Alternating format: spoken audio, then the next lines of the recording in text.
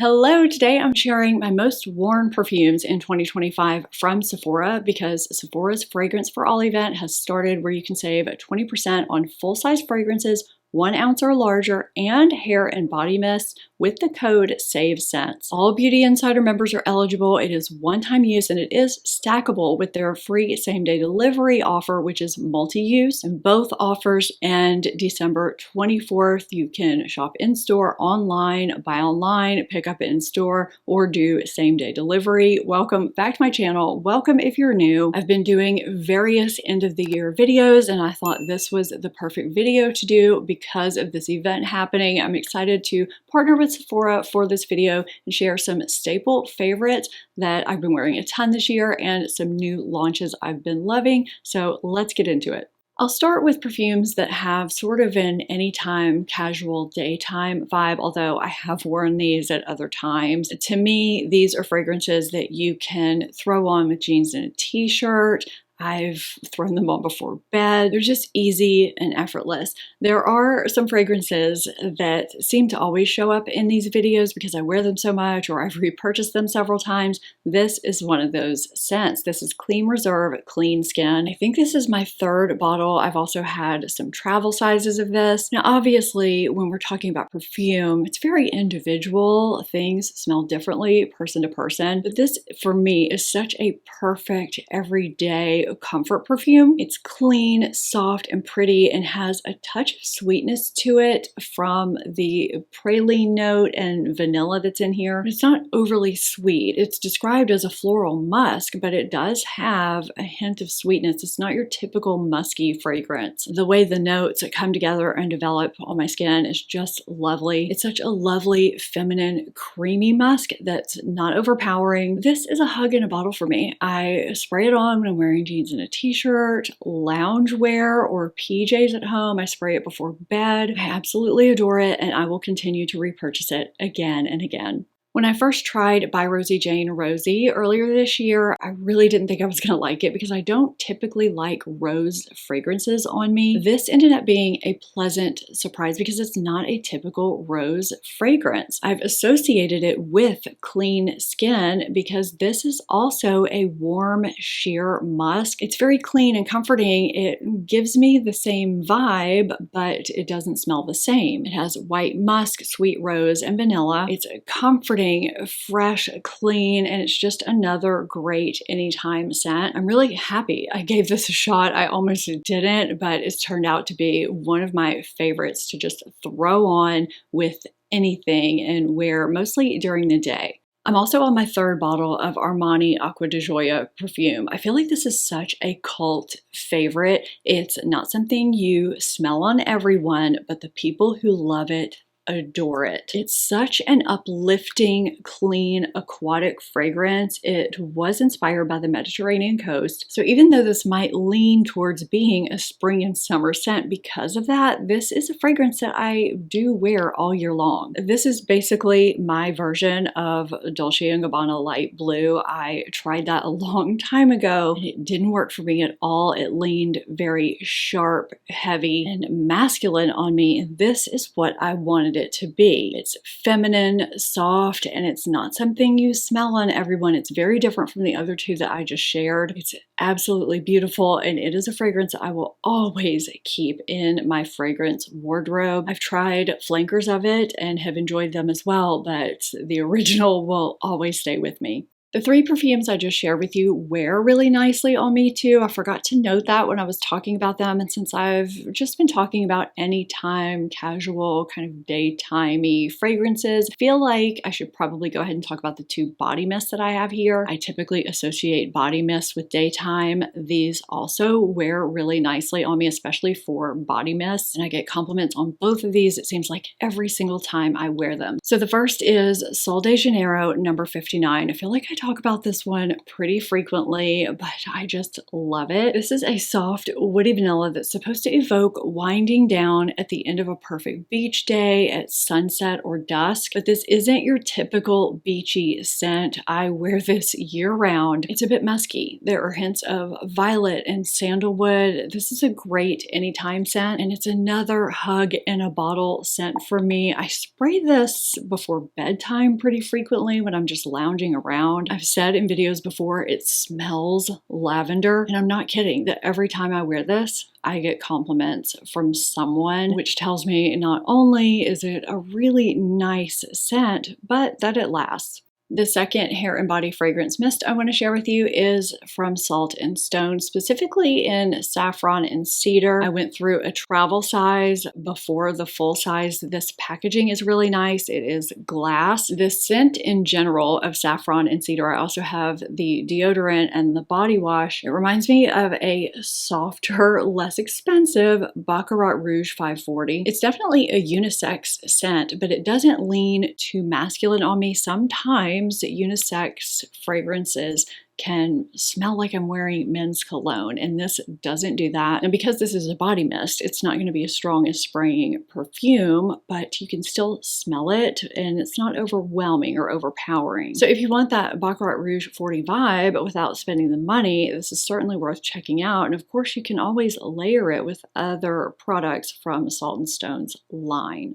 If you're not a Beauty Insider member, it's free to join. There's really no drawback. I'll have a link down below in my description box along with everything I'm sharing and wearing today. That way you can check out more information or join if you want to, but you get access to sales like these. They happen all throughout the year. You get a birthday gift the month of your birthday and things like that, but you can see more information through that link down below in my description box. Okay, let's talk about a sweet scent that really surprised me this year because I don't typically like overly sweet scents. I think Kayali Yum Bougie Marshmallow surprised a lot of people. Now this size is pretty small. It doesn't count in the Fragrance for All event. I'm actually thinking about upgrading my bottle size during this event. I'm filming it before it actually starts. So this would be a good time to do that because this usually ends up in my purse. But I think the reason why this works so well is because of the strawberry that is in the opening, and then the fluffy whipped vanilla and marshmallow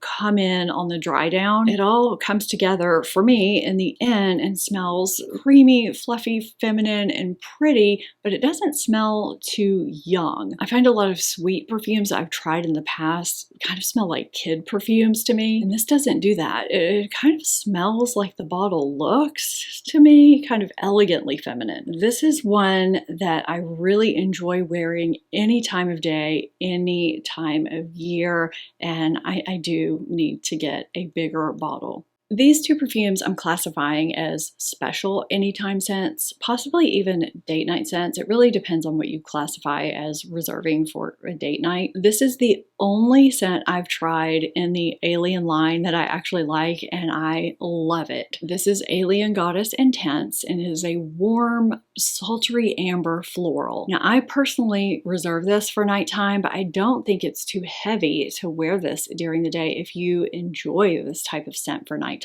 Now, when you look at some of the notes, jasmine, vanilla, amber, coconut, it reads like it might be a beachy scent. I don't get that at all. To me, this is a creamy, sultry white floral that mixes in those other non-floral notes really, really well. It's sexy, but not heavy, and it is a real compliment getter. It also has really nice wear time without being overpowering. This is a nice one I feel like a lot of people don't know about, or they might have tried some others within the Alien line and just not think about this one, but it's a good one. In the past, when I spoke of Erin Amber Musk, I talked about how I reserved it mostly for daytime, even at home. I don't know if my feelings have changed over the past year or what it is, but there's something a little bit more special about this fragrance. It's a creamy, woody, amber, musky floral, and it is really nice to throw on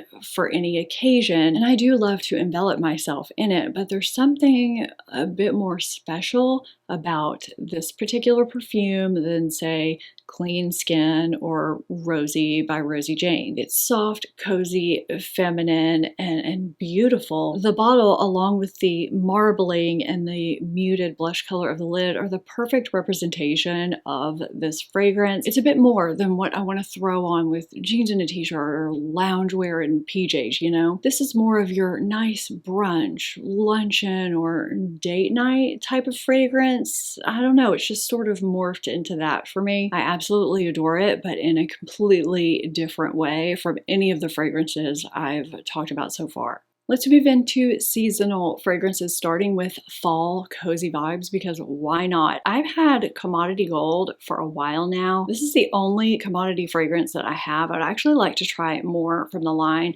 This is an oriental woody vanilla that smells, to me, kind of boozy. It has kind of a refined sweetness to it that's not overly sweet because of the musky and woody notes that are in here. It's a really lovely, perfect, cozy fall winter fragrance. And now moving on to another perfect fall fragrance that really surprised me. Ellis Brooklyn Queen's Caramel. Again, another sweet fragrance I did not think I was gonna like. I did not know I needed a caramel perfume in my life. It's sweet, but it's not sickly sweet. It's warm without being heavy. It's a sweet, buttery, smooth caramel. It lasts nicely on me. I get compliments almost every single time I wear this. I mean, who knew? Maybe I need to delve into sweet perfumes more, because this is the second sweet perfume in 2025 that really knocked my socks off.